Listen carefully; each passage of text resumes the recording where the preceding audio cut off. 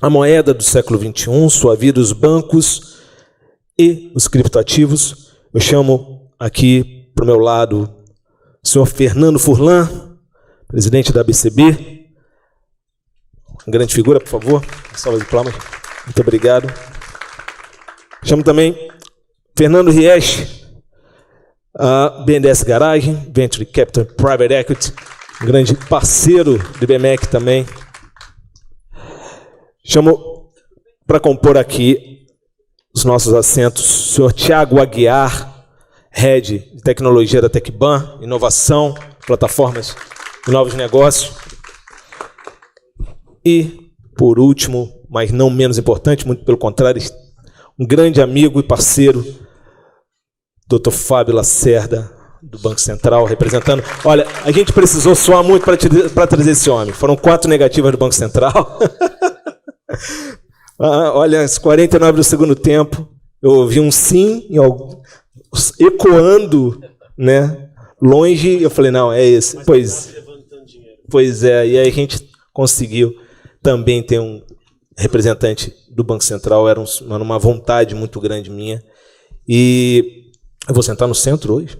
Tá bom, né? Nossa Senhora, que responsabilidade.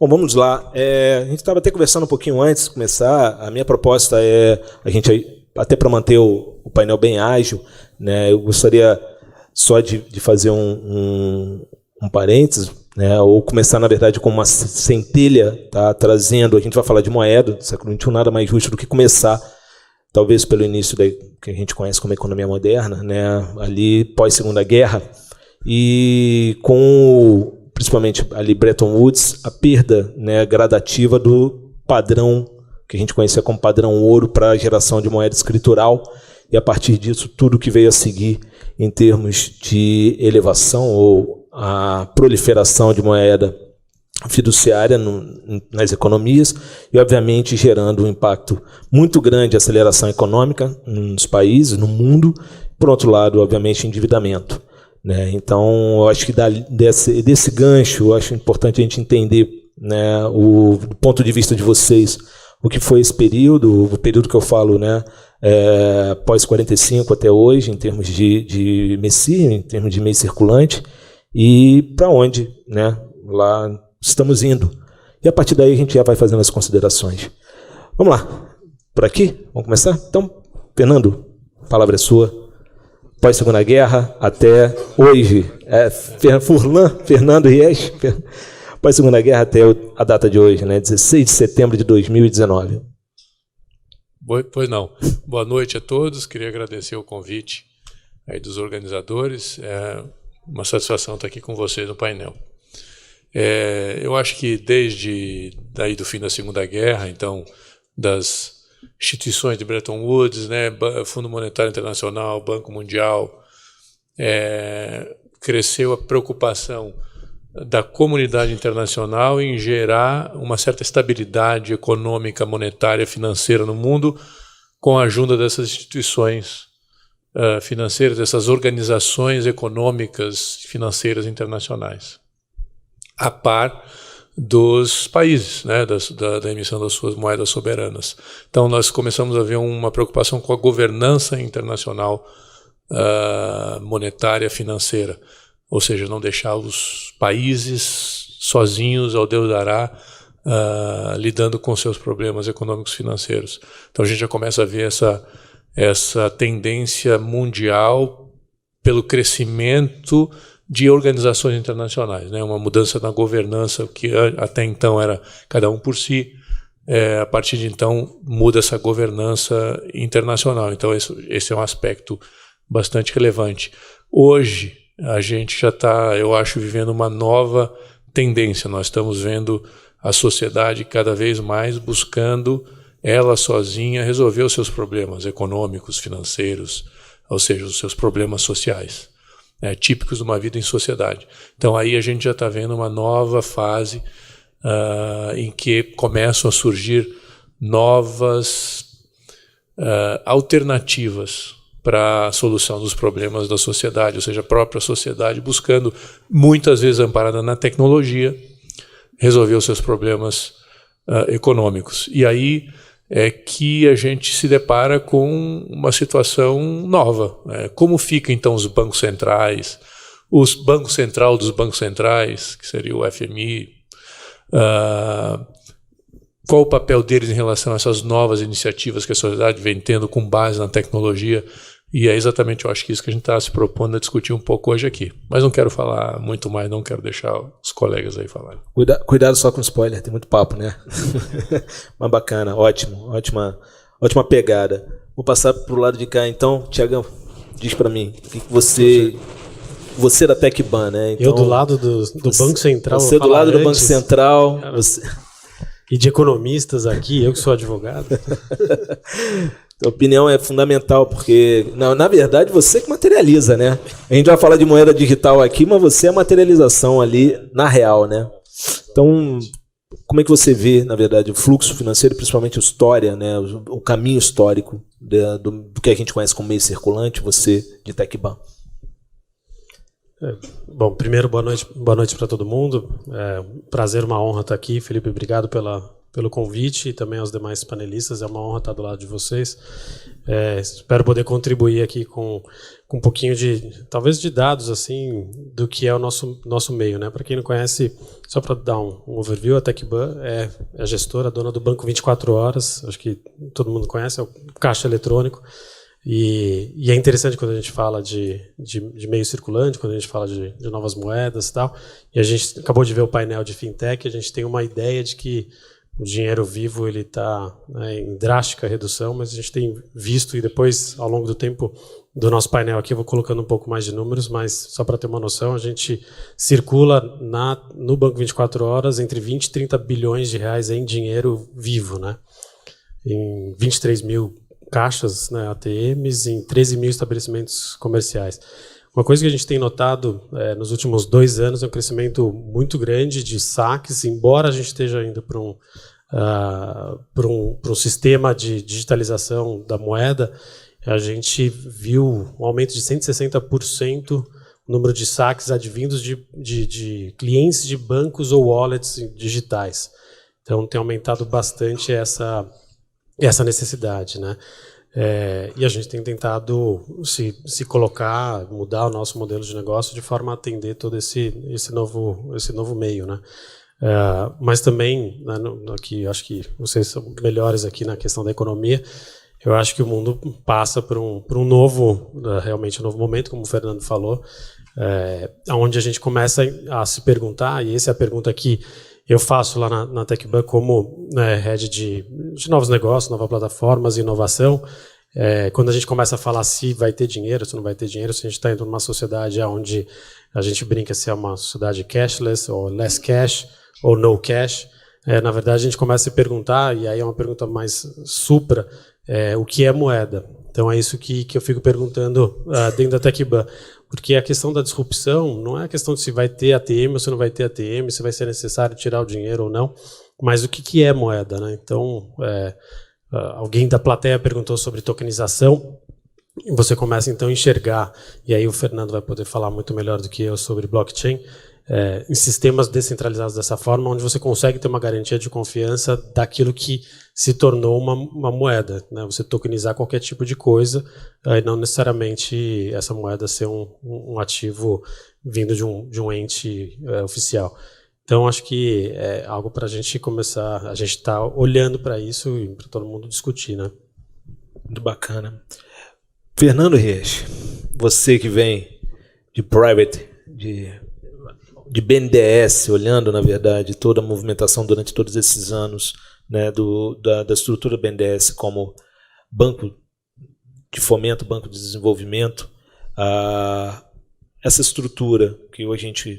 E o mais interessante da tua transição da tua carreira, né, de sair de trás, na verdade, desses grandes fluxos financeiros, dos fundos de investimento do BNDES e migrar para head, né, talvez do setor mais disruptivo da história do BNDES, que é o BNDES Garagem, né?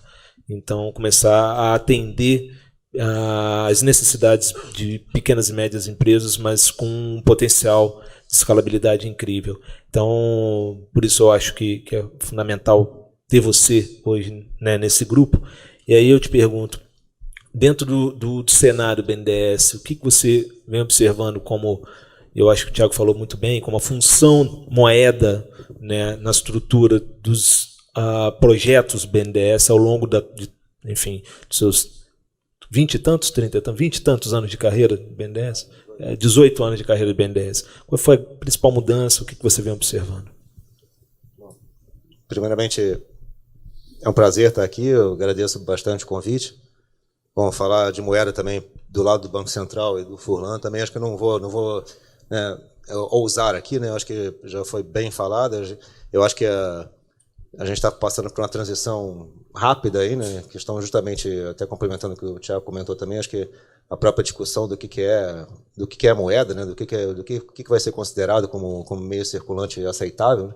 Mas nas últimas décadas a gente tem presenciado bastante evolução, né? Em particular lá no próprio BNDES, né? A gente vai ter um painel específico sobre isso com o pessoal que está responsável lá pelo BNDES Token.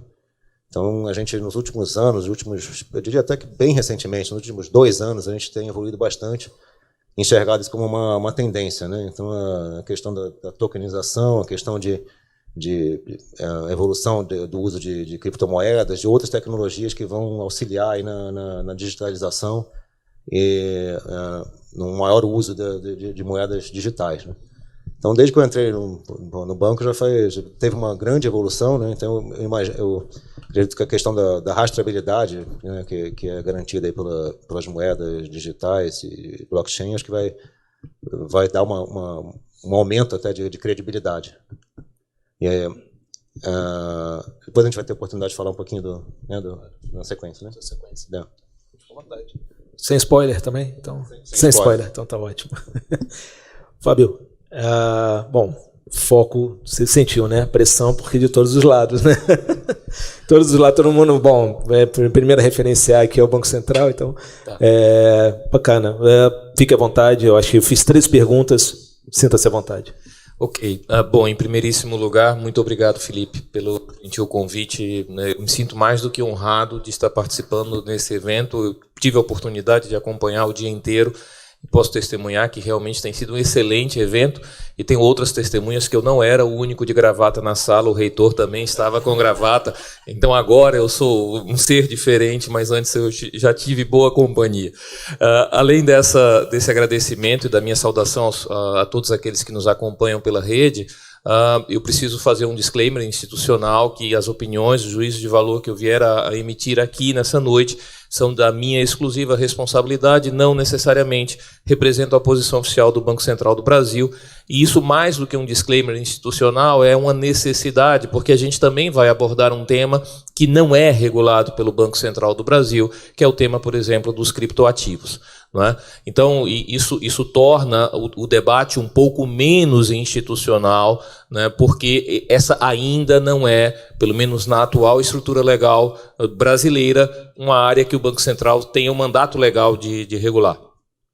Especificamente sobre a questão que o Felipe nos traz no início desse debate, um pouco desse histórico, dessa evolução. Eu acho que o Furlan já tocou nos pontos fundamentais, né? A gente tem algumas etapas, alguns marcos históricos importantes nesse processo. O primeiro deles é efetivamente a perda do lastro, a introdução da fidúcia, né? Quer dizer, a moeda passa a ser uma instituição estatal, ela passa a depender da confiabilidade que a sociedade tem no emissor daquela moeda, e essa necessidade de estabelecimento de uma relação de confiança, ele traz consigo a necessidade também de criação de uma instituição, de um guardião do poder de compra da moeda, que obviamente vem a ser o Banco Central, né, nos diferentes países. Ou seja, você tem uma evolução institucional que precisa acompanhar essa necessidade de credibilidade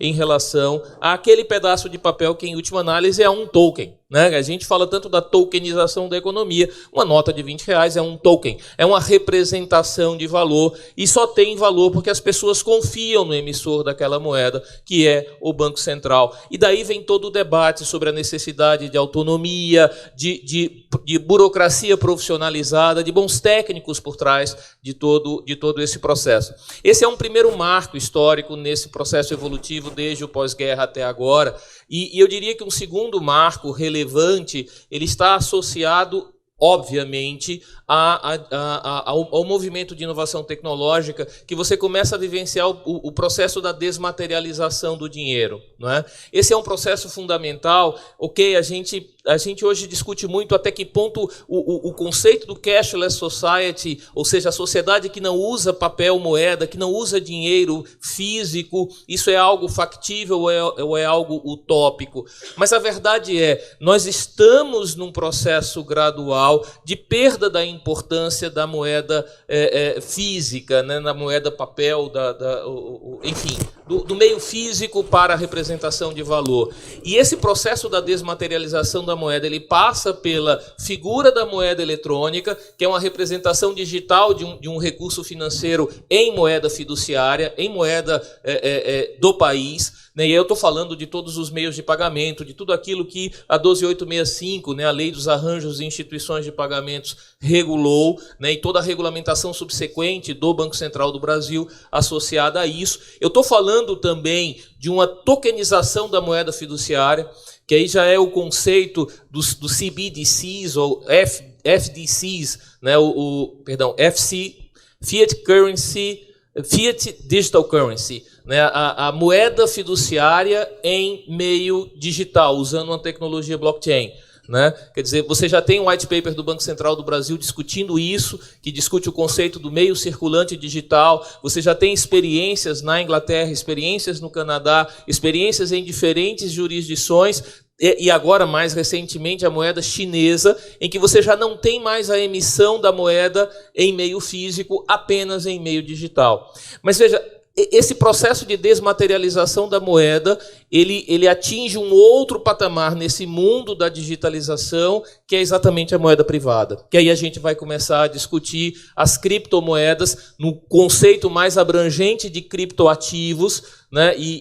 É usual que os reguladores eles só tratem os tokens criptográficos por esse conceito abrangente de criptoativos. Acho que foi o Abdu que mais cedo comentou as diferentes utilizações que, por exemplo, já estão na normatização suíça, em que define a tipificação dos security tokens, que são basicamente os ICOs, os payment tokens, que são basicamente as criptomoedas, e os utility tokens, que têm uma outra finalidade, que não estão no guarda-chuva regulatório, nem de CVM, nem de Banco Central, nem de ninguém, exceto dos órgãos de proteção do consumidor. Então aqui você já entra numa outra dimensão, que já é a moeda privada. Eu já não tenho mais a fidúcia do Estado, já não tenho mais a figura do Estado como o suporte dessa moeda. Eu já tenho uma moeda essencialmente privada, baseada em protocolos, baseada em criptografia, e que efetivamente pode vir a ter uma utilização de algum modo disseminada na sociedade, e tornando... Aqui vem um ponto que eu acho interessante.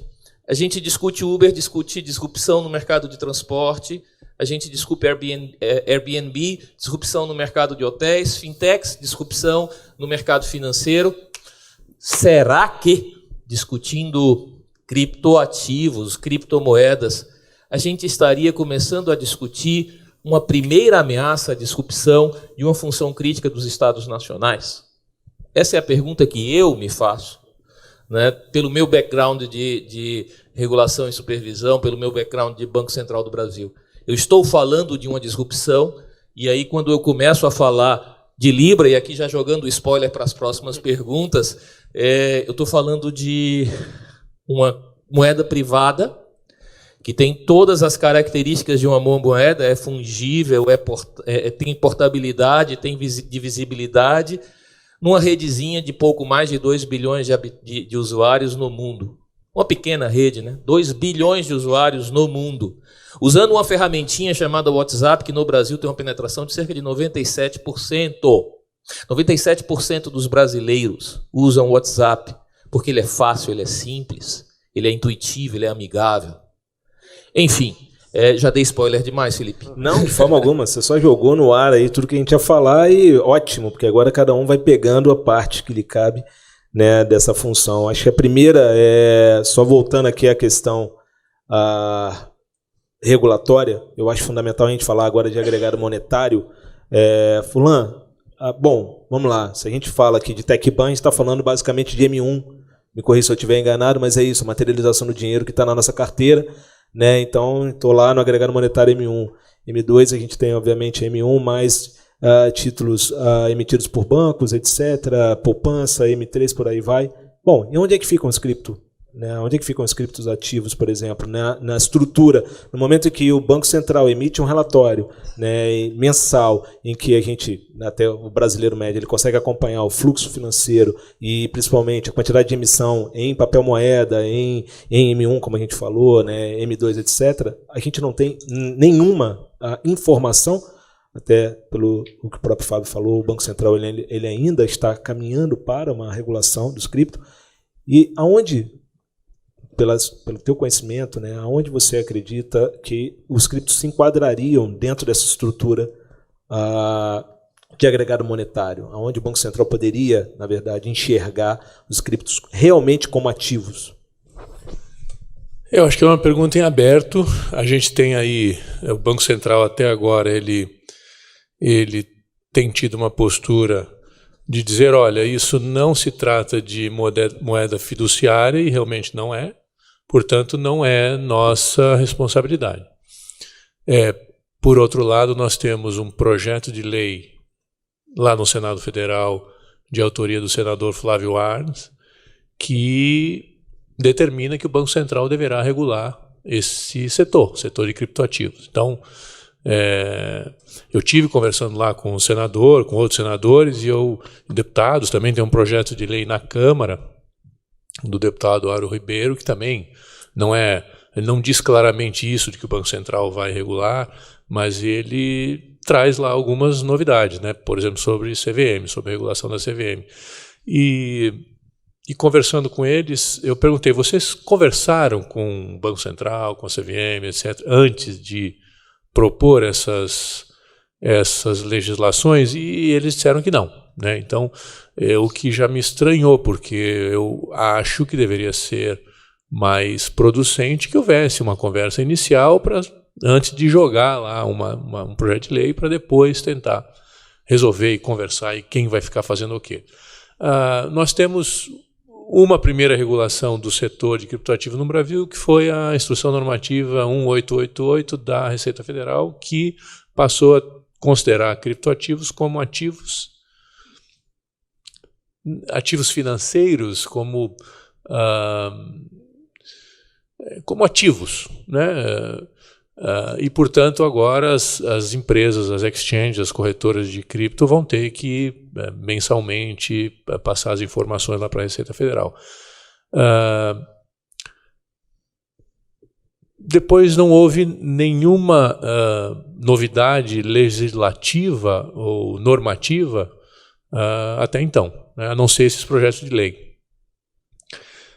Como o Fábio falou aqui, o Banco Central lançou o ano passado um estudo, em 2018, sobre moeda fiat digital. Quer dizer, e chegando a várias conclusões lá positivas, né, dessa atitude, dessa postura possível do Banco Central de transformar a nossa moeda real em digital, né, acabar com o papel moeda físico, não é isso?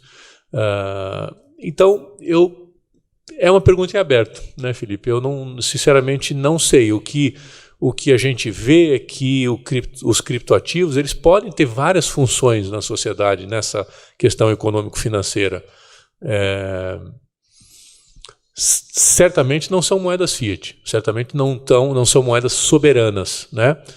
O que nós temos de novidade aí, talvez a Libra, quando entrar em circulação, e eu estava lendo hoje ou ontem de que o pessoal da Libra vai passar por uma sabatina perante vários 26 bancos centrais do mundo, mas a novidade da Libra em relação a Bitcoin, por exemplo, é que ela vai ter lastro em moedas fortes e em títulos do Tesouro dos Estados Unidos e da Inglaterra, se eu não me engano. Então, é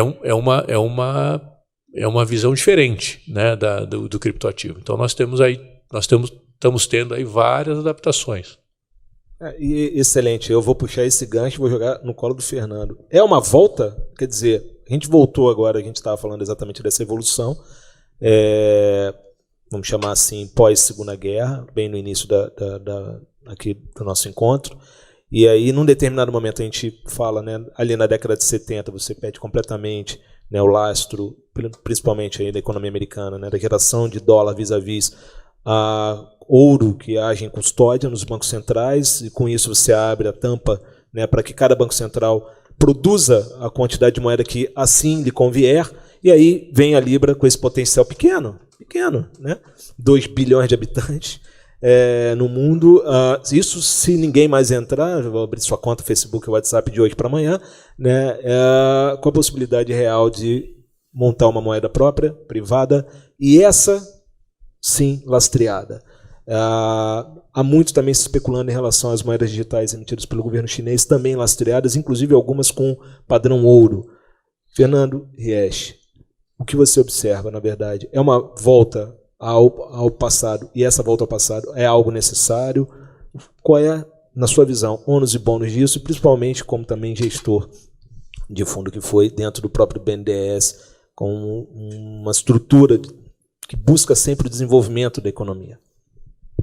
Volta ao passado no sentido de ter que ter credibilidade, fidúcia.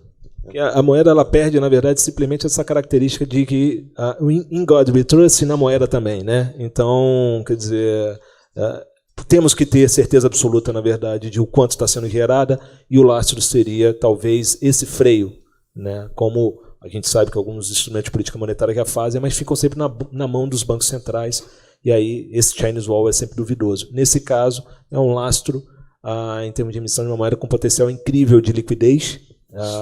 E aí a pergunta é essa. É uma volta ao passado? Eu acho que é a primeira pergunta. E se é algo positivo? Olha, é uma pergunta difícil, né? Eu acho que a Libra veio como um game changer mesmo, né? Eu acho que veio com um potencial muito grande. Essa notícia também é bem recente, né? Que ela vai ter que passar pela sabatina lá. O que eu tinha lido que o pessoal nos bancos centrais da França e da Alemanha estão muito desgostosos, assim, não queriam deixar, né? Querem proibir, falando que não pode ser descentralizado, que não pode ser privado, mas tem que...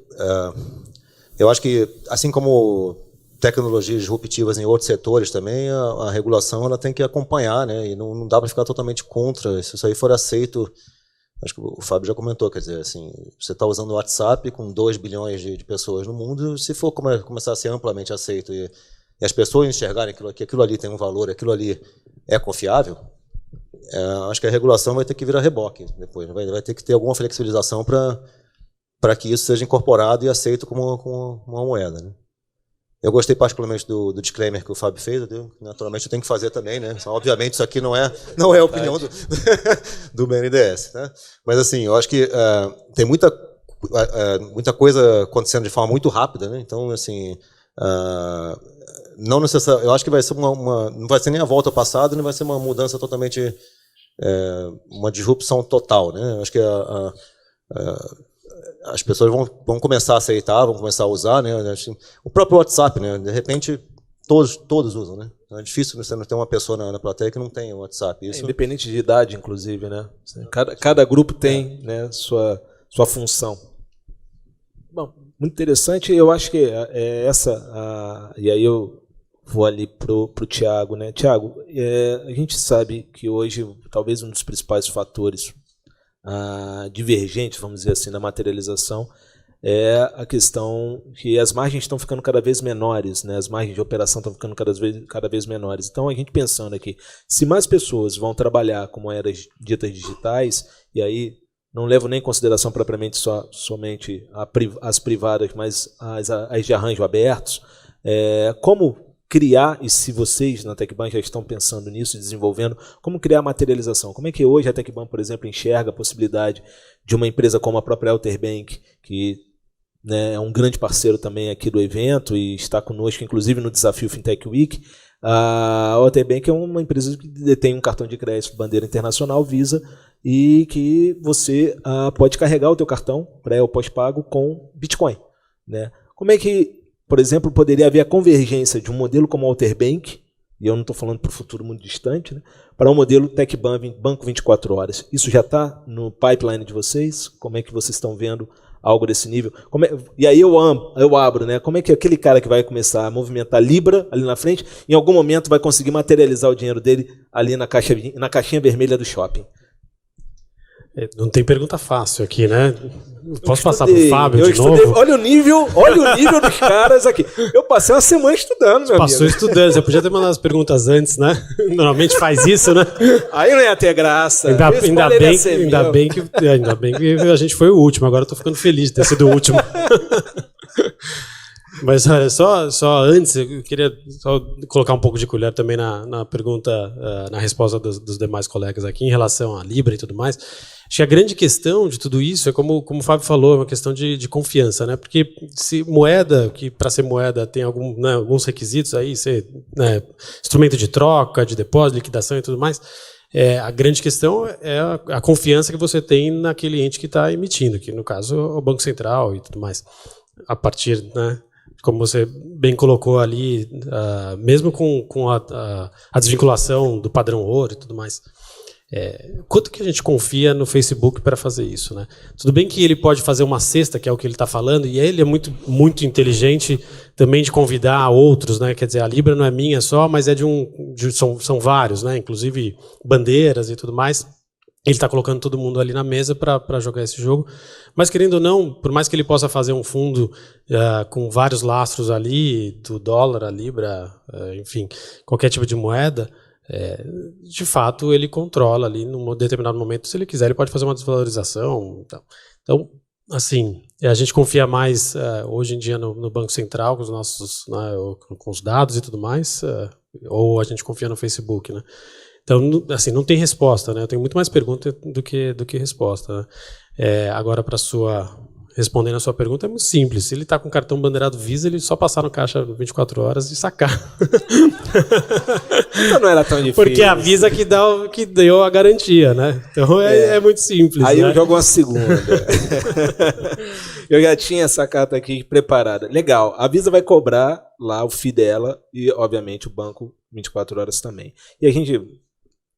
Será que esse modelo, né, dos FIIs em cima da cadeia, né, do fluxo financeiro, desde a digitalização, vamos dizer, e até a materialização, será que esses FIIs eles não vão de encontro ou vão contra exatamente esse fluxo de descentralização e principalmente de barateamento mesmo das transações financeiras? Quer dizer, no momento em que a gente tem hoje, né, a possibilidade real, Open Banking, pagamentos instantâneos, todas as assets baixando suas taxas de custódia, suas taxas de administração, as coisas ficando cada vez mais baratas, exatamente para fazer com que a estrutura centralizada ou intermediada ela deixe de existir ou fique cada vez menos proeminente dentro do fluxo financeiro. E aí a TecBan, Visa, etc., esses operadores que a gente sabe, né, eles são também participam, né, dentro do sistema financeiro nacional de uma estrutura mais desregulamentada,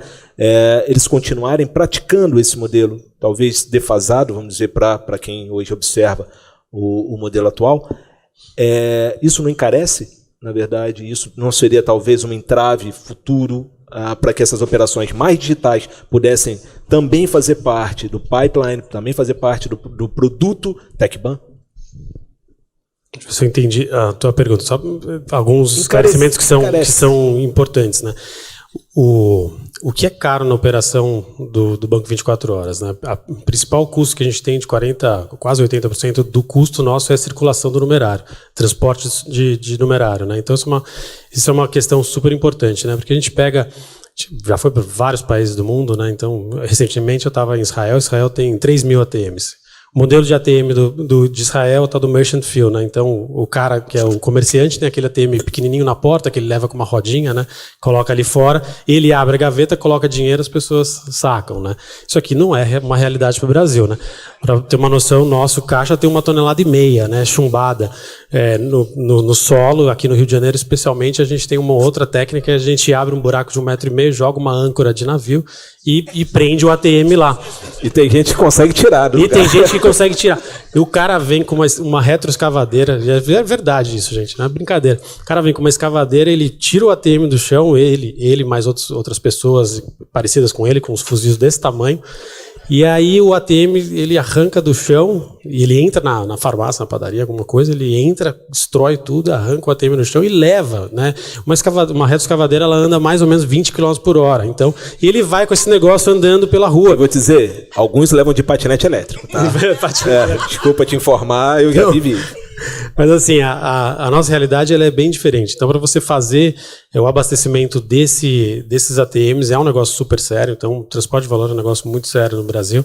Você tem 4 pessoas dentro de um carro forte que tem que sair com uma pistola e tal, enquanto o bandido tem fuzil, tem R15, tem um monte de coisa, e aqui ele pode andar com 38, com uma 22, para fazer o abastecimento desse numerário. E é muito caro. No mundo inteiro, o mercado de transporte de valor ele tem um cartel em torno dele, que é formado por algumas empresas.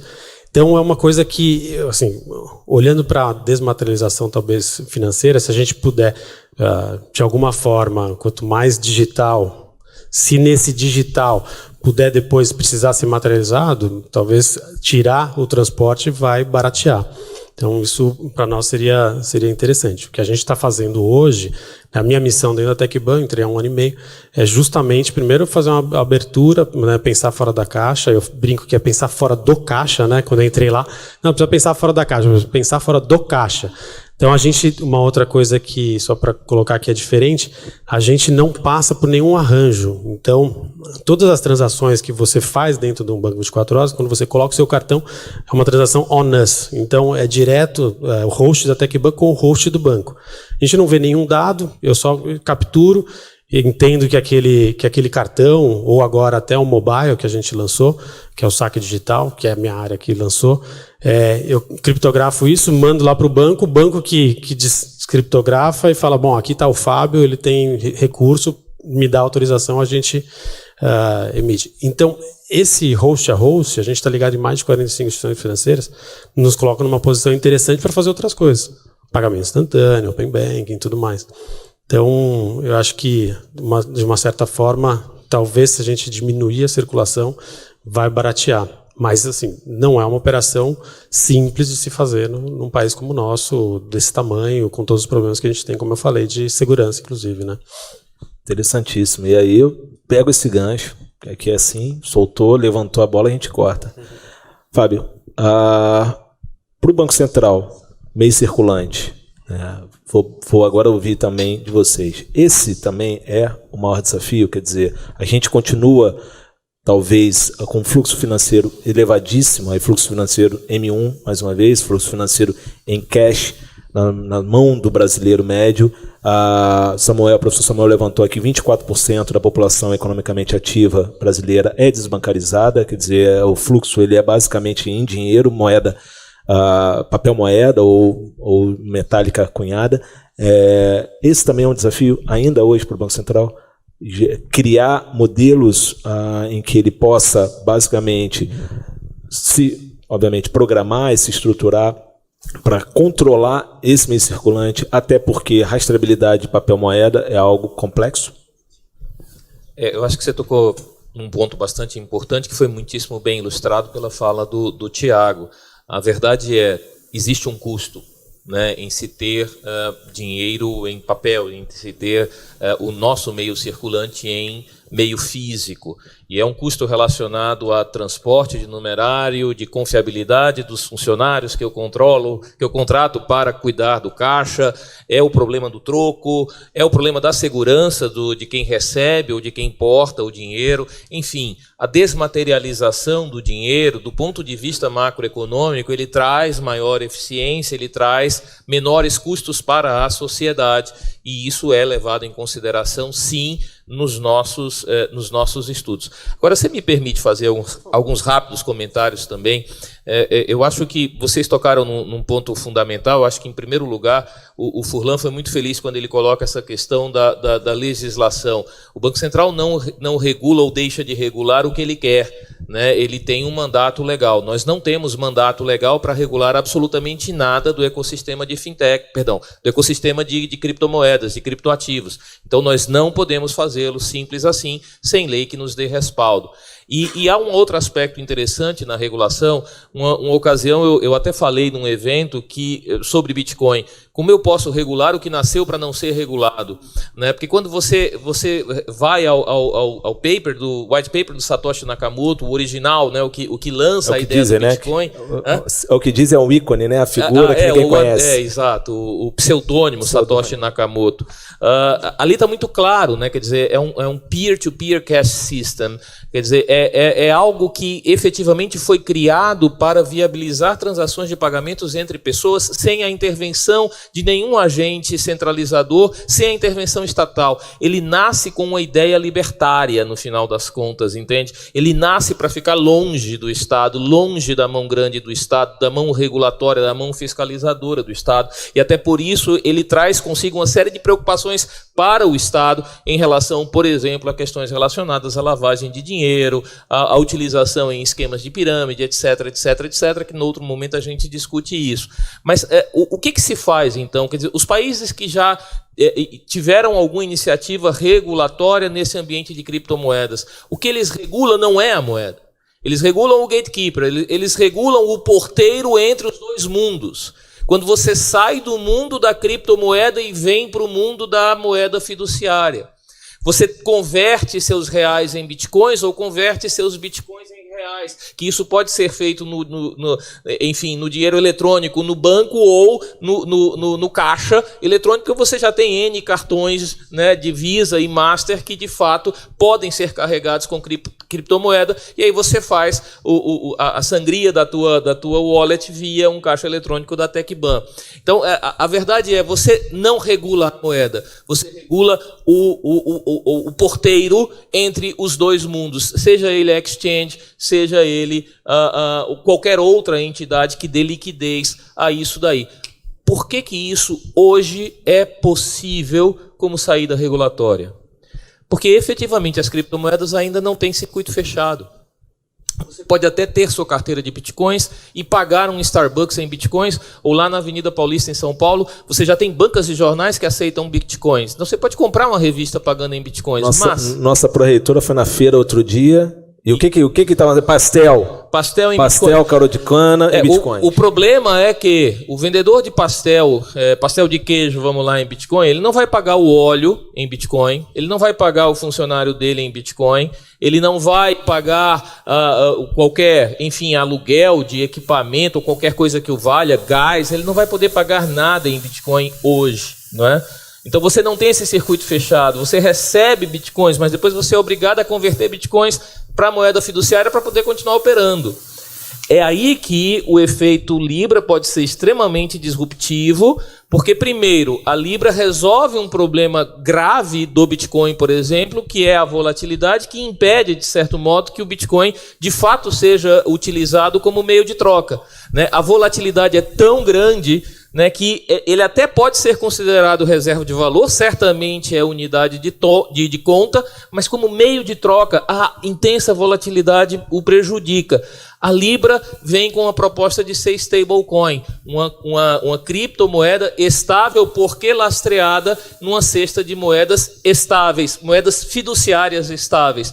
Ora, se ela vem resolver esse problema da instabilidade, da volatilidade que impede a criptomoeda de ser utilizada como meio de troca, e você joga isso numa redezinha pequena de 2 bilhões de usuários pelo mundo afora, que efetivamente podem começar a fazer esse circuito fechado, receber e pagar contas em Libra, na criptomoeda estável, na stablecoin, aí você pode começar a ter um problema, porque eu já não vou ter mais o gatekeeper. Eu vou ter transações peer-to-peer puras, que são sim rastreáveis, mas são transações peer-to-peer puras que desconhecem fronteiras entre as jurisdições.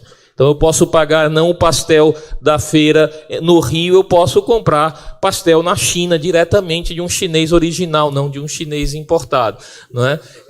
E pagar com a minha criptomoeda sem nenhuma consideração relacionada a impostos, a custos de transferência, etc. Então os desafios regulatórios são grandes hoje, e por isso eu preciso resolvê-los, se houver mandato legal, regulando os gatekeepers, e serão ainda maiores num contexto de Libra sendo aceita globalmente. Você está falando, na verdade, hoje, enquanto a gente está, né, restrito, é uma coisa. No momento que ganha escala, né, aí pode se perder realmente o controle. Agora, é algo talvez para que não haja controle também, nesse sentido. A criptomoeda ou Bitcoin nasceu para não ser regulado, nasceu para ficar longe do Estado, nasceu com essa proposta libertária clara, objetivamente está colocado lá. Então está havendo, na verdade, Furlan, só para a gente trocar, Furlan está havendo uma descaracterização, uma adaptação do modelo cripto baseado né, eu acho muito bem colocado pelo Fábio, na origem ou no objetivo origem dela, hoje é uma adaptação. E aí eu pergunto já com viés, inclusive, tributário. Você tocou num ponto muito importante, né? A Receita talvez tenha sido a primeira a fazer frente, e claro, o objetivo da Receita era um só. Como é que a gente vai tributar, na verdade, toda essa reserva de valor feita, na verdade, em criptoativos? A gente tem que lembrar também, complementando o que o Fábio disse, que o Bitcoin ele surgiu sem dúvida num ideário libertário, mas por conta de uma crise do sistema financeiro lá em 2008, 2009. Né? Então, olha, vamos criar alguma coisa que a gente não fique na mão das instituições financeiras dessa forma, que possa ter alternativas. Né? Então, se usou a tecnologia para se dar essa solução. Mas a Receita ela já exigia o pagamento do imposto de renda com base no ganho de capital. Né? Se você compra um Bitcoin a 40 mil reais e vende depois a 50, você teve um ganho aí que você tem que pagar imposto de renda. Mas eu acho que a instrução normativa 1888 e depois complementada pela 1899 é no sentido da prestação de informações desses gatekeepers que o Fábio levanta, né? As exchanges, as corretoras, aqueles que custodiam o criptoativo. Então, eles passam a ter, e a pessoa física também, o P2P também passa a ter essa obrigação, só que é muito mais difícil, a Receita reconhece. A gente teve várias reuniões lá com eles reconhecem a dificuldade de fiscalizar isso. Então, mas 97% da circulação de Bitcoin, de criptoativos, estão por meio desses gatekeepers, né? As exchanges, os custodiantes, etc. Então, é esse grosso que a Receita está interessada. Então, é isso. Né? Essa é a nova tendência agora. Bacana. Bom, eu gostaria aqui, eu até comentei, né, até pelo avançado da hora, que a gente iria reduzir um pouco mais o nosso encontro. A gente acabou atrasando um pouquinho com a flexibilidade de todo esse primeiro dia. A gente está aprendendo, na verdade, a fazer o Fintech Week, né, na marra, porque a gente deu um salto, eu diria, quântico, né, em juntar tantas pessoas de tamanha importância num único dia, quer dizer, na verdade 2 dias, amanhã a gente tem a continuidade, e o que a gente gostaria muito era de passar, provavelmente aqui boa parte da noite ainda, conversando, mas eu preciso fazer uma transição importante. Eu tenho ainda algumas perguntas, mas gostaria de buscar gancho agora na plateia, né? E a partir das perguntas da plateia eu busco aqui novos ganchos. Então estamos à disposição. Eu vou passar esse microfone, porque eu acho que eu tenho outro aqui. Esse está desligado. Alô? Alô? Verde. Ok. Maravilha. Vamos lá? São todas perguntas. Eu sou Alexandre Antunes. Tenho diversas perguntas para todos, inclusive para o representante do Banco Central, o Fábio Carneiro. Boa noite. A pergunta vou tentar simplificar numa só, ao invés de trazer tanta coisa. Foi dito que a Libra ela traz a fungibilidade, verdade e tal, e que ela está lastreada, foi dito mais cedo, em títulos, né, dos Estados Unidos e da Inglaterra. Acho que foi o Furlan que disse. Uma cesta de moedas de economias estáveis. Não? Que tem 27 empresas e que isso ameaçaria até soberanias. Essa é uma das questões. Isso foi até tratado na Câmara recentemente numa audiência pública. A questão é que um ponto que eu não estou assim ainda vendo é que o seguinte: o próprio Bitcoin ele tem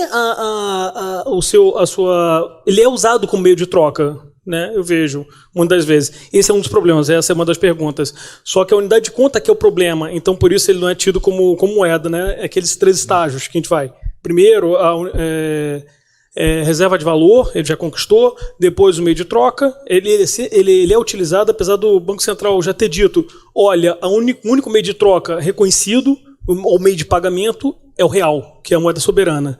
Aí eu queria que o senhor falasse um pouquinho sobre esse ponto. E uma outra coisa, apesar dele não ser regulado, o próprio Bitcoin não ser regulado, o senhor falou a questão da lavagem de dinheiro e também tipo de crimes, né?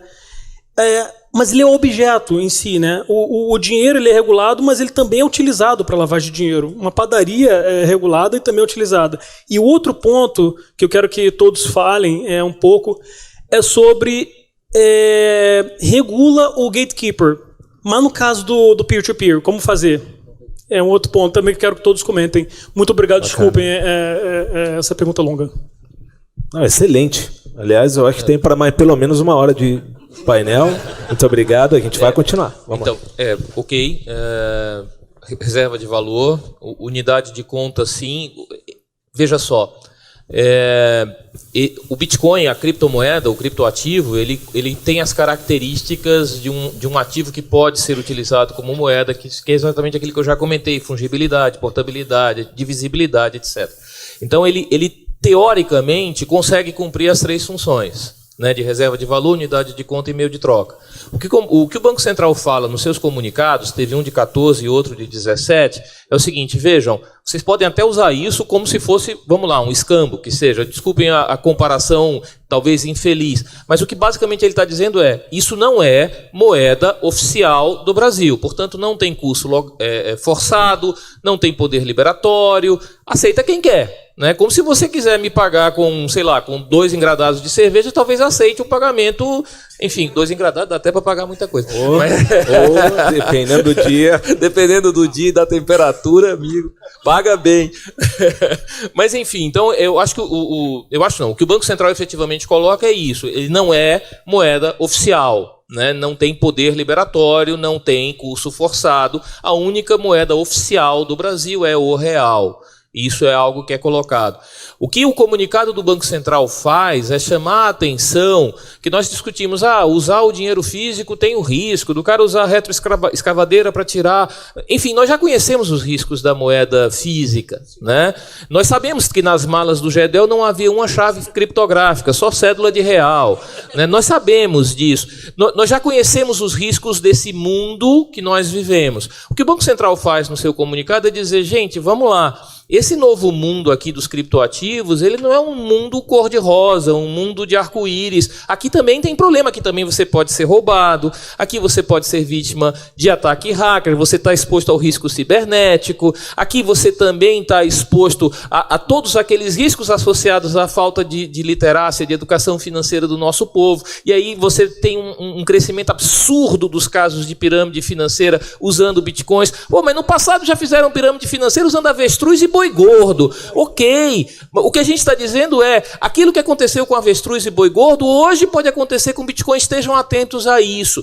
E outra coisa que se coloca, você também pode fazer lavagem de dinheiro e evasão de divisas usando as criptomoedas. Isso é algo que o Banco Central coloca e é algo importante na regulação das exchanges, por exemplo, nos países em que elas já foram reguladas. Basicamente, essa regulação de exchange, onde ela já aconteceu, é para garantir bons processos de prevenção à lavagem de dinheiro e do financiamento ao terrorismo, para garantir adequado tratamento do consumidor, então as regras atinentes a consumidor são observadas e, fundamentalmente, risco operacional associado à TI. Estou falando de fraude, combate à fraude, segurança cibernética, etc. Um grande problema com relação a isso, eu compro bitcoins no Brasil usando uma exchange brasileira, mas por questões de segurança, de confiabilidade na segurança cibernética, eu uso uma wallet que é sediada em Luxemburgo. Percebe um outro grande elemento dificultador da intervenção regulatória? Eu, Banco Central do Brasil, conseguiria regular a exchange aqui, mas eu não conseguiria, obviamente, regular a wallet de Luxemburgo. Você está sem microfone, fala que eu repito. Vamos lá. Não, está vindo aqui. Já está indo o microfone. Vamos lá. É só uma questão, mas a Instrução Normativa 1888, ela traz, se tiver um intermediador no Brasil, que o cara tem que chegar e oferecer essa informação. Sim, porque ele negociou com uma empresa de fora. Então, quer dizer, o governo brasileiro ele tem controle, de certa forma. Sim, certamente. Certamente você tem acesso à informação, mas você não tem poder de intervenção regulatória naquela wallet. Quer dizer, quando eu faço a compra do meu Bitcoin numa exchange brasileira, na sequência eu faço uma transação em que eu tiro dessa exchange e levo para o wallet que eu escolhi, que é sediada em Luxemburgo. Aí temos a evasão de capital nesse caso. Não é evasão de capital, porque na verdade o Bitcoin ele não está fisicamente em lugar nenhum. Isso, esse é o problema. O Bitcoin ele é um registro no blockchain do Bitcoin. Então ele está em qualquer máquina no mundo que tenha um blockchain baixado. Ele não está em lugar nenhum e está em todo lugar. Não existe um registro físico, uma propriedade física do Bitcoin. Ele é um registro no blockchain num sistema efetivamente distribuído, né, do DLT, né? Vamos lá, é Distributed Ledger mesmo, né? Falando um português mais rasteiro. Obrigado. Português não, falei Distributed Ledger, isso é inglês. Você falou na língua que deu para falar, cara. É realmente uma sopa de letrinhas e a gente tem que estar muito atento a todas elas. Olha, estou primeiro muito feliz aqui, o chat está bombando. Aliás, a galera está discutindo entre eles, né? Aqui tá uma loucura, né? Eu achei que, né, me entregaram aqui para ver se era uma pergunta. Não, é uma bela de uma discussão aqui. Um pergunta qual é a diferença da Libra para o Bitcoin. Boa, legal, eu acho bacana. Furlan, quer se posicionar? E aí eu quero trazer, só depois daqui, vou falar sobre arranjo de pagamento. Gostei muito desse lance da TecBan aqui, e depois uma para o Fernando. Vamos lá. Antes de responder isso, só respondendo um pouquinho do que o Alexandre perguntou ali. Questão de lavagem de dinheiro, combate ao terrorismo, utilização de criptoativos para isso, né? Essa é uma questão que a gente está levantando junto ao CAD, né? A BCB entrou no CAD com uma representação, uma denúncia, entre aspas, em relação à atitude dos bancos que vêm encerrando contas ou se negando a abrir contas para exchanges, corretoras de criptoativos. Ótimo. E a questão é que não se dava qualquer motivação, qualquer justificativa, né? Ela simplesmente de cima para baixo. Então a gente entende que isso é um problema concorrencial. Quando começou-se a investigação do CAD, os bancos começaram a justificar nisso. Olha, não são todas que fazem procedimentos de conheça o seu cliente, de compliance, etc. Só que tem API para cripto? Essas empresas, por exemplo, fazem algum tipo de análise de perfil de investidor? Alguma coisa Algumas fazem procedimentos muito parecidos com os do bancos, ou iguais aos dos bancos, outras fazem menos. A verdade é essa. Não é uma coisa, não existe uma regulação, não existe uma exigência, cada um faz aquilo que considera adequado. A questão é que, como bem falou o Fábio, você para comprar Bitcoin você vai ter que comprar com uma moeda fiduciária e depois para transformar, também você vai transformar em moeda fiduciária.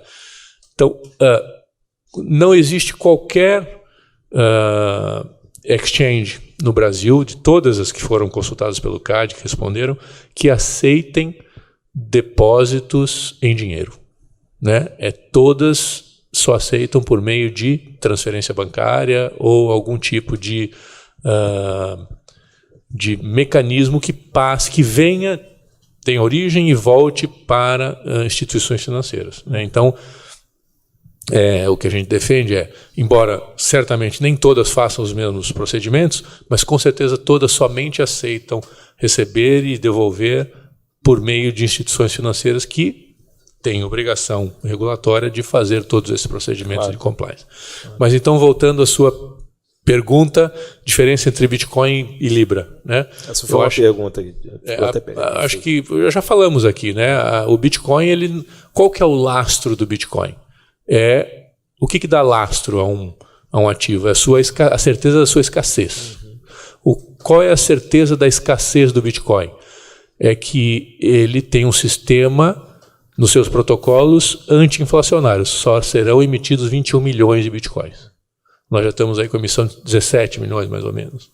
Então, não tem como ter bolha, porque só tem um limite de 21 milhões. Então, é um mecanismo anti-inflacionário por si. É isso que garante a sua escassez. Portanto, é esse que é o lastro. O lastro do Bitcoin é a tecnologia. O lastro do Bitcoin é a certeza, a garantia dada pela blockchain. Que aquilo é um registro criptográfico, imutável, permanente, transparente, acessível por todos que sejam usuários do sistema, né? Segunda diferença aliás, essa é a diferença. A Libra vai ter lastro em moedas fortes, né? Por isso que é uma stablecoin, então um criptoativo estável. Estável por quê? Porque ele está atrelado a moedas fiduciárias estáveis, como o dólar, como o euro, como a libra esterlina, e também em títulos da dívida pública de tesouros que são estáveis, que são considerados bastante estáveis, como os Estados Unidos e da Inglaterra. Maravilha. Atomic Gamer, está respondida a sua pergunta, Atomic. Foi quem fez a pergunta aqui. Eu achei muito interessante, gostaria só de voltar, Thiago. Você tocou num ponto na tua última resposta, falando, olha, a gente está observando sim a estrutura, inclusive TecBan, o que a gente busca hoje é a manutenção, talvez, de uma parte de todo o fluxo financeiro em meio digital, quer dizer, desmaterializado, e por isso a TecBan pode se tornar aí mais uma player do jogo arranjo de pagamentos. Essa é a tendência? Quer dizer, a gente está observando muito que grandes empresas, grandes corporações, cada uma está montando, muito provavelmente, ou montará, e aí é engraçado que aqui também vem falando, será que a Coke vai lançar a Coke Coin? Quer dizer, e cadê o Google nessa história? Quer dizer, o pessoal está debatendo aqui. Ok, vocês são, na verdade, parte do meio circulante, extremamente importante, parte do meio circulante. E aí, no momento em que vocês criam, e a gente sempre olha para o caixinha vermelho, olhando, ok, ali eu sei que tem dinheiro, ali está materializado. Mas a TecBan também está se reinventando, ou está encontrando um caminho no dinheiro desmaterializado, quer dizer, criando arranjos de pagamentos, criando modelagens, inclusive com a possibilidade de se estruturar uma nova TecBan? Aliás, é esse teu desafio? Um dos. São vários desafios. Olha, aqui a gente tem papo para mais uma hora. Eu sugiro que a gente faça tipo um hackathon. A gente fica aqui 24 horas falando sobre esses assuntos, porque realmente é muito interessante, o papo está muito bom. Estou aprendendo bastante aqui com meus colegas, mas assim, uma coisa só, voltando aqui, né, o que eu achei interessante aqui da nossa conversa, acho que o Fábio falou da questão dos cyberataques. Isso é uma coisa bem importante a gente sempre lembrar, na questão não só de Bitcoin e criptoativos e tal, mas qualquer tipo de meio de pagamento, né? A gente teve recentemente uma das bandeiras ficou fora do ar na Inglaterra por meio período, o pessoal não sabia o que fazer, né? Porque o pessoal estava sem dinheiro, não conseguia pagar restaurante, posto de gasolina, um monte de coisa assim. E a gente também tem que lembrar na questão do meio de pagamento digital, aquilo que a gente já foi falado antes, da gente tomar cuidado na evolução disso daí. Eu acho que o papel é muito importante do governo nisso, para não deixar pessoas de fora, né? Então, a gente fala de 40, 60 milhões de pessoas não bancarizadas no Brasil, né? Mas, voltando aí à tua pergunta, fechando esse parênteses, o que é interessante da TecBan, que ela foi formada há 37 anos por bancos que estavam fora ali do sistema, né? Então, você tem Bamerindos, Unibanco, acho que Nacional, enfim. Você tinha alguns bancos que não tinham sua rede, como montar a rede própria de ATM, e eles se juntaram ali, 4, 5 bancos, se juntaram para forças para montar um centro compartilhado de custo. Então a TecBan, essencialmente, é uma empresa que ela não visa distribuição de dividendos, ela visa juntar, compartilhar benefícios entre todos que estão no sistema, né? Porque a operação justamente é uma operação muito, muito cara. Então, quando a gente faz algum produto, a gente faz alguma coisa, o custo, ou o preço final dele é quase custo mais uma pequena margem. Então, ele é muito, muito baixo. Então, isso realmente torna muito diferente o nosso modelo de negócio, né? Então, o mindset da empresa é bem diferente. Isso é bem interessante. Então, a gente está vendo aqui no painel anterior o pessoal falando de fintech e tal. E o fintech, o objetivo, como o pessoal falou, é estratégia de saída, é maximizar lucro, distribuição de dividendos, esse tipo de coisa. Eu sempre fui empreendedor na minha vida, embora me formei em Direito, sou advogado, depois sempre empreendi em vários negócios. Quando você vem para um outro modelo de negócio, onde você faz um produto, mas você não precisa essencialmente gerar esse tipo de lucro, te dá uma margem de manobra bem interessante. Vira uma zona de conforto, né? Por um lado. Também, por um lado, tem esse perigo de ser uma zona de conforto. E aí, interessante quando eu cheguei na TecBan com uma mentalidade mais de empreendedor, precisamos fazer alguma coisa, business plan, plano de negócio, como é que isso vai ter o retorno de investimento, mas sempre lembrando que o retorno é para a distribuição desse benefício. E aí nos coloca numa posição muito interessante para trabalhar dentro do sistema de pagamento instantâneo, por exemplo, como um switch, né, para quem conhece aí o sistema de pagamentos, o Fábio com certeza bastante. Então, conseguindo operar essa conexão entre diversos entes, em diversas instituições financeiras ou instituições reguladas pelo Banco Central, com custo menor possível. E a gente faz isso basicamente há 30 anos. Então, o sistema está pronto já há uns 3 anos. E aí, a gente tem mais de 1.000 pessoas lá na TI. Coincidentemente, o que a gente pensou em 2016 está bem em linha com o que o Banco Central, o grupo de pagamento instantâneo que o Banco Central tem divulgado, os requisitos, as especificações, ela está bem em linha com isso.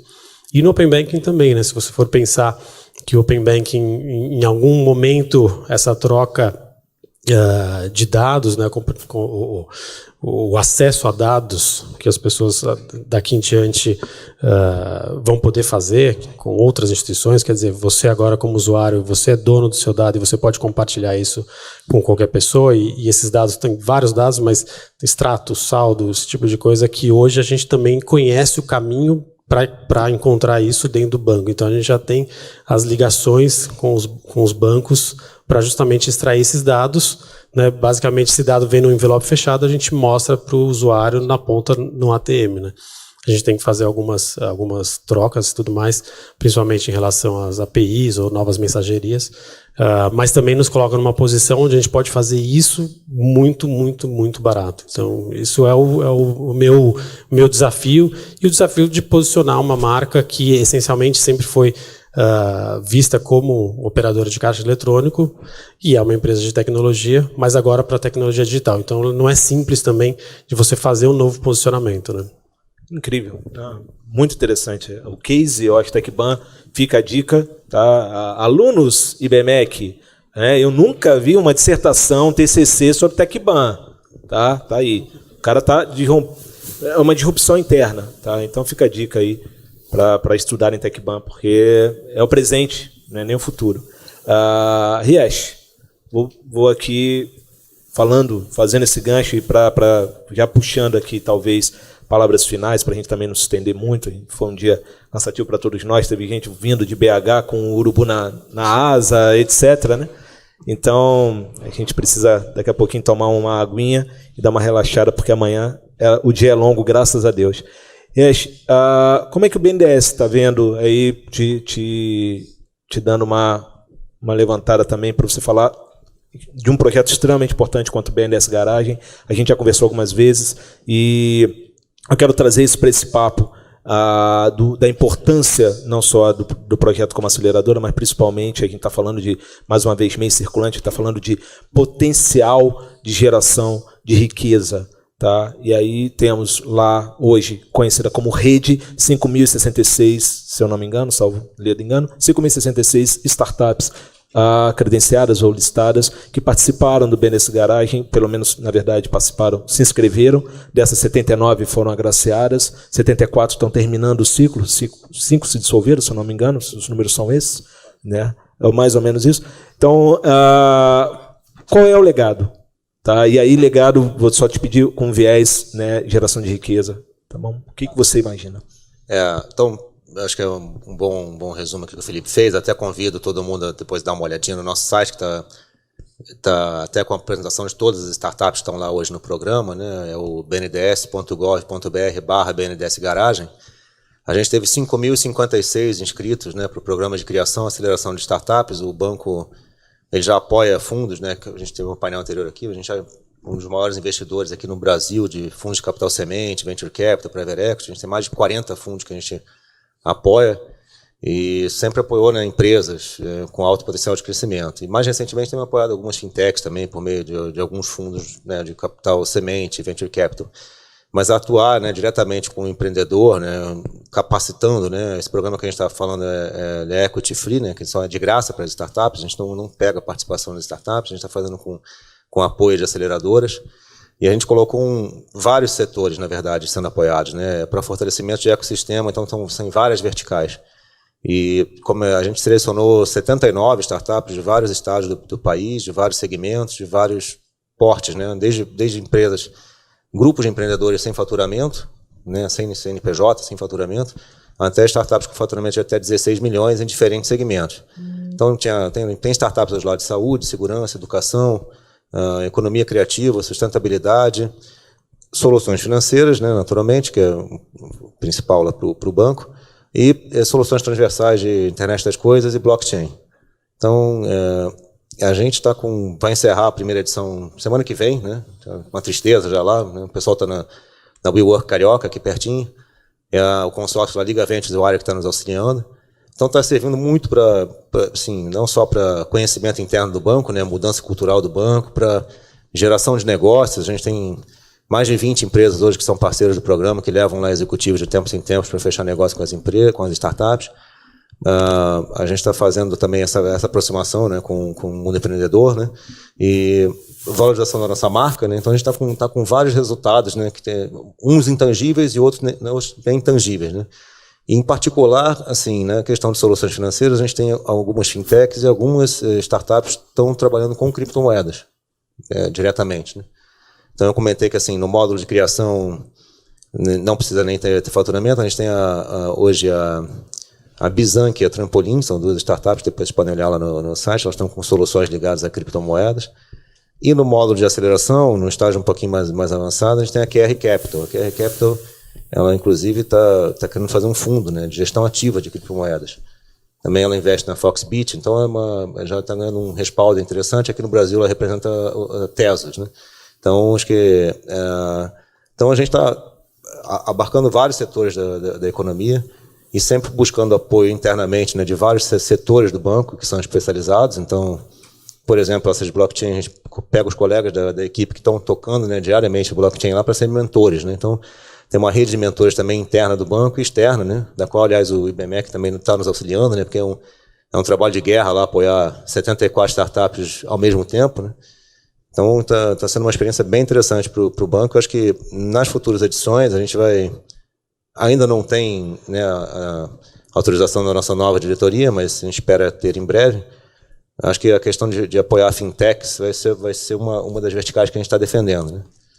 E aí, só para completar, também acho que é interessante um trabalho que a CVM está fazendo agora, que está em audiência pública, né, que é o sandbox regulatório. Eu acho que isso é fundamental. Acaba sendo um ambiente regulatório experimental. Mal comparando, é o que a gente está fazendo lá enquanto banco, né, tentando aprender, ficar mais próximo de empreendedores. A CVM está querendo fazer isso no mundo regulatório para ficar mais próximo dos empreendedores, né, para ver os desafios e com contrapartidas, com limites, né, claros, ela vai conseguir, acho que, regulamentar de uma forma mais ágil, né? Então, cara, excelente esse link. A gente infelizmente não conseguiu para essa. A gente tentou, né, ter um quinto o sexto componente aqui na banca hoje, falando de CVM, que a gente conseguiu para amanhã, vai ser engrandecedor, mas ótimo você tocar no ponto exatamente sandbox. E aí é uma questão, né, que a gente olhar para a BNDES, olhar para a CVM, olhar para todas as necessidades de regulação, legislação, etc. E foi o que você falou, o legado é muito grande, né? Eu sei que eu observo daqui de fora, mas um pezinho lá dentro, a gente vai a muitas reuniões, fazemos muito bate-papo, o quanto está sendo engrandecedor também para dentro do corpo do banco, né? E para sair um pouquinho como a gente vem falando, na zona de conforto, e observar, na verdade, as dores dessas pequenas e médias e potenciais escaláveis empresas. Ulan, pintou aqui também mais uma dúvida, e aí é para fechar, eu vou soltar uma bomba, cara. Tem gente aqui me pedindo para perguntar sobre essas fraudes, como é que a BCB está se posicionando em relação a possíveis fraudes que vêm acontecendo, óbvio, até antes mesmo da criação da BCB, mas como é que você observa isso? Você falou muito de CAD, de como o CAD se posicionou em relação aos bancos que vinham fechando contas, etc. E as empresas de cripto, e aí é engraçado que a gente puxa também o banco, tem algumas empresas de cripto dentro do BNDES, o BNDES obviamente cuida disso de forma até muitas vezes até arbitrária, né? Porque tem que ser, porque tem que observar todas as funções para não ficar ali numa posição defensiva a posteriori. Como é que a BCB está vendo isso? Essas empresas que entram se aproveitando da situação, muitas vezes da lacuna de regulação para desenvolver esquemas pirâmides, etc. Sim, sem dúvida, com preocupação, né? O que a gente vê é que muitas dessas pirâmides... Eu lembro de já ter dado entrevista ao vivo para a Rádio Gaúcha sobre uma suposta pirâmide financeira lá em Porto Alegre. Mas, enfim, muitas dessas... É uma tecnologia nova, é um produto novo, é algo novo e, sem dúvida, vão ter oportunistas, aproveitadores, além de pessoas sérias que querem desenvolver essa tecnologia, essas evoluções da sociedade. Então, sempre vão ter oportunistas. Antigamente era boi gordo, era avestruz, e hoje tem empresas ou grupos que tentam ganhar confiança do investidor, às vezes dizendo que estão oferecendo produtos baseados em Bitcoin, nem tem isso, né? Na verdade, se utilizam de um sucesso, de um conhecimento de algo novo, que é o Bitcoin, são os criptoativos, mas que também tem muito desconhecimento sobre eles. Então, eles se aproveitam desse conhecimento do público para vender gato por lebre, né? Algumas, sim, dizem que investem, que trabalham com criptoativos e fazem isso e acabam dando golpe. Outras dizem que fazem e nem fazem, né? A verdade é essa, que embora o Cláudio tenha razão de que criptoativos, Bitcoin nasceu para não ser regulado, a verdade é que vai se desenvolvendo, a sociedade vai vendo certos usos, certos valores, né? O Bitcoin foi criado para ser um meio de pagamento. Só que a sociedade foi vendo o valor financeiro naquilo, com um ativo financeiro, algo que daria valorização.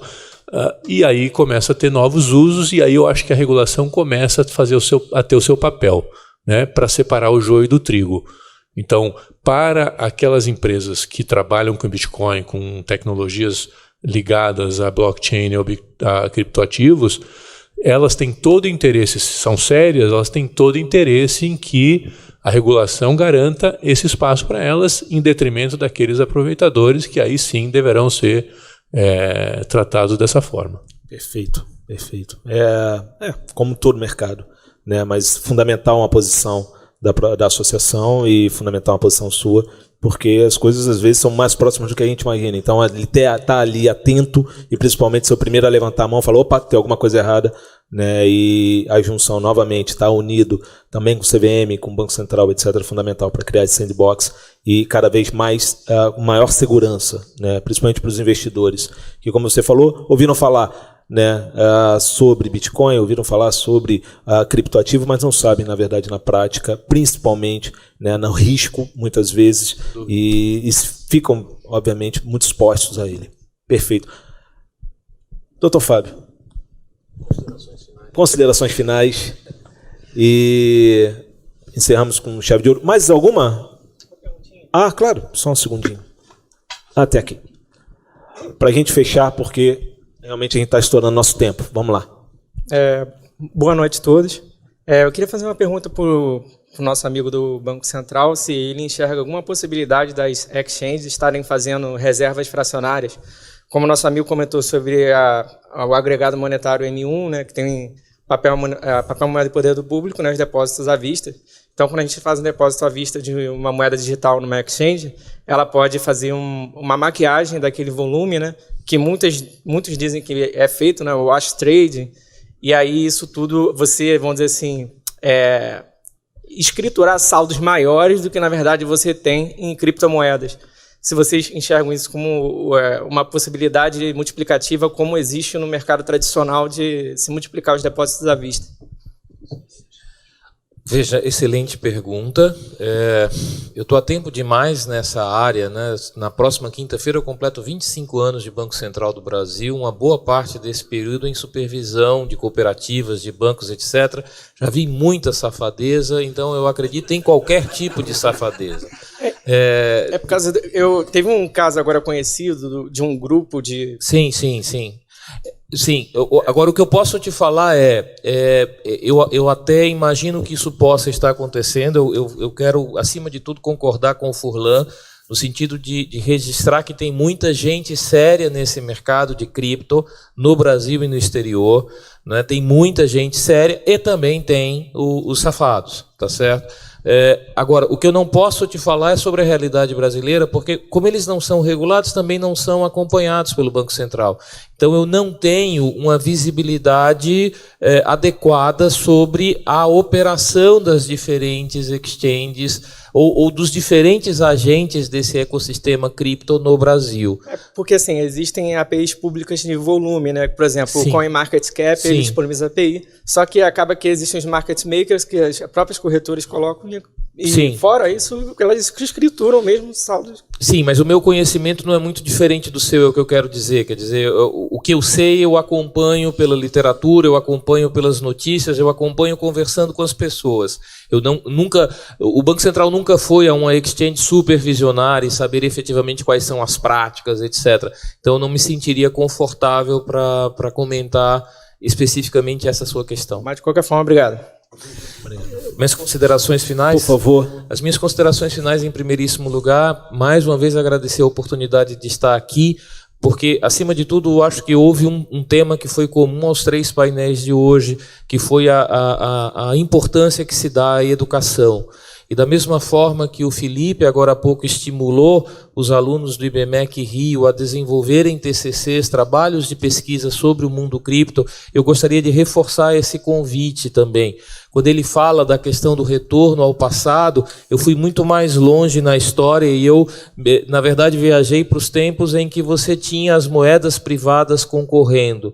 E a verdade você tem um novo mundo pela frente que traz muitos desafios e que tem muitas incertezas, né? Seja pelo crescimento da importância das moedas privadas, seja por todo esse processo de tokenização da economia, como o Abdu há pouco comentou também, é o conceito do tokenomics, né? Isso vale a pena ser estudado, porque quanto mais conhecimento se produz aqui no meio acadêmico, mais esse conhecimento transborda e vira educação financeira da nossa nação, do nosso povo. Nós precisamos disso. O nosso país precisa de educação financeira. Só existe pirâmide porque todo dia sai de casa um esperto e uma multidão de otários. E essa multidão de otários, acima de tudo, é uma multidão de pessoas mal informadas. Se vocês produzem conhecimento aqui, esse conhecimento transborda, esse conhecimento contribui para a educação financeira do nosso país e para o crescimento do nosso país. Muito obrigado por vocês abrirem esse espaço para a gente. Tiago, considerações finais, meu amigo? Bom, depois dessa aula aqui, eu só posso falar boa noite, né? Que brincadeira. Se alguém ainda achar, depois dessa coisa toda sexy do criptoativo, mas se quem precisar ainda transformar seu dinheiro, seu cripto em dinheiro, papel, normal, aquela coisa chata, estamos aí, né? Que é suja, né? Enfim, estamos aí, pode me ligar. Não, mas é só fazer um convite aqui para quem, para as fintechs, quem está nos assistindo e nossa audiência.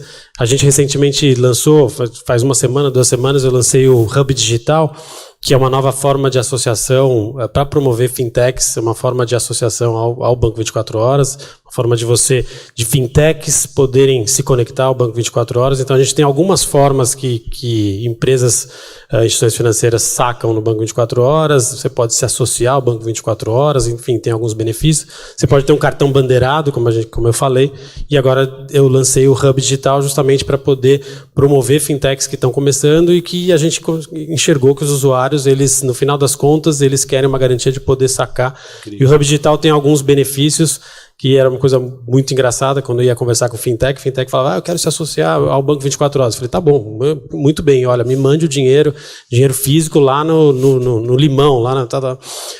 Aí o cara falou, como assim dinheiro físico? Não, tem que mandar dinheiro de verdade, físico, porque aquela máquina vermelha, ela não imprime dinheiro. Tem dinheiro lá dentro. Cara, sério? Tem dinheiro lá dentro, pois é. Então, a gente criou todo um processo para digitalizar toda a nossa burocracia. E também agora as pessoas podem mandar, as fintechs podem mandar TED, e aí a gente transforma isso em numerário, enfim. Então eu criei toda uma forma de fazer isso mais rápido, mais fácil, olhando para as fintechs. Então estou super à disposição. Uau, olha aí. É incrível que você está desenvolvendo lá numa empresa de 35 anos, em um mercado em que, obviamente, ela comanda, né, e estava muito segura de si, e aí essa transformação realmente tem sido algo a ser estudado.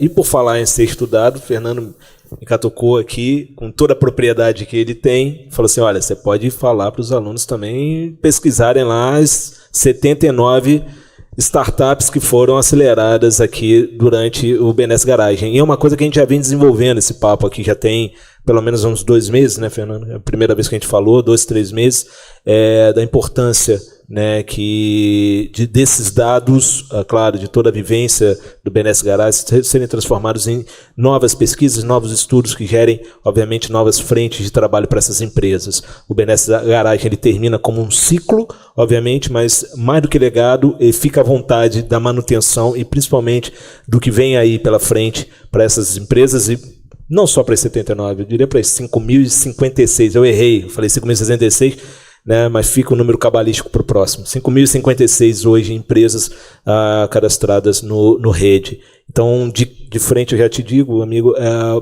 o IBMEC tem todo interesse em desenvolver o que for possível, obviamente, né, num processo com o BNDES, com as concessionárias. A gente tem muita vontade de trabalharmos, de estarmos juntos e de trabalharmos a 4 mãos. Então, Fernando, suas considerações? Fala mais alguma coisa aí? Também só vou falar boa noite, então. só uma, assim, que foram 5.056 inscritos, a gente criou uma rede e aí tivemos que mandar um novo formulário, né, as questões burocráticas brasileiras, assim, legais, a gente não podia pegar todo mundo e botar na rede, a gente já fez uma nova adesão. Então, 900 hoje que a gente está conseguindo gerar conteúdo, a gente tem conteúdos semanais lá, mas tá bem interessante. Para mim tá um bom número, tá? Eu gostei. 900 é um bom número. Então esse convite fica aí, acho que para as próximas edições a gente vai fazer de fato uma coisa, tentar fazer estruturada, assim, com TCCs desde o início, né? Porque, maravilha. Vamos desenhar esse cronograma saindo daqui. Tá certo. Muito obrigado pelo convite. Furlan, últimas considerações. Obrigado. Rapidinho, acho que o nosso painel, né, Moeda no século XXI, tem lá alguma coisa de bancos, etc. Tal. Vida, bancos. Novas tendências no mercado financeiro. Então, eu acho o recado, assim, minhas conclusões são em relação ao seguinte: inovação no mercado, no sistema financeiro. Eu acho que o nosso sistema financeiro está muito verticalizado, os bancos estão concentrados, os bancos estão fazendo tudo, querem desenvolver suas tecnologias sozinhos, não querem depender de ninguém, e isso não é bom. O bom é o que o Banco Central vem fazendo, o presidente do Banco Central, a sua equipe, vem dando a ênfase nisso, em flexibilizar, em inclusão financeira, em redução de custos, que isso a tecnologia pode fazer, né? Então, o Banco Central, nós temos aqui o BNDES Garagem, que é um excelente exemplo. O Banco Central tem o LIFT, né? Que já foi considerado, é mais do que uma sandbox regulatória, é uma sandbox tecnológica, né? Então, é um laboratório de tecnologias para redução de custos, para diminuição de assimetria de informação dentro do sistema financeiro. Então, o sistema financeiro tem que se horizontalizar, ele tem que pegar a tecnologia em quem produz melhor, com menos custo, com mais rapidez, com mais confiabilidade. Então, eu acho que a tecnologia tem que dar isso. Eu vejo com bons olhos que o Banco Central, o BNDES estão fazendo isso. A CVM também, eu tive lá no lançamento do sandbox regulatório. Eu falei lá que o meu sentimento era de orgulho, porque é um dos poucos países do mundo que tem já experiência de sandbox regulatório nesse setor. Então, o Brasil está evoluindo. Eu acho que não devemos ficar contra os bancos só vão sair perdendo disso se eles quiserem. Eu acho que eles têm a chance de pegar o gancho aí no Banco Central, que está levando o sistema financeiro para esse novo patamar. Meus amigos, não tem nem como agradecer. E peço, por favor, consideração aqui, todos apostos, vamos fazer a entrega do Globo de Prata. Existe um tal de um Globo de Ouro. A gente aqui tem um Globo de Prata, tá? Vocês são hoje parceiros fundadores do INEX, do nosso hub de pesquisa em experiência, inovação e tecnologia. Fernando Furlan, BCP. Fernando Riesch, BNDES Garagem. Fábio Lacerda Carneiro e Thiago Aguiar, Tecbar. Meus amigos, muito obrigado a todos.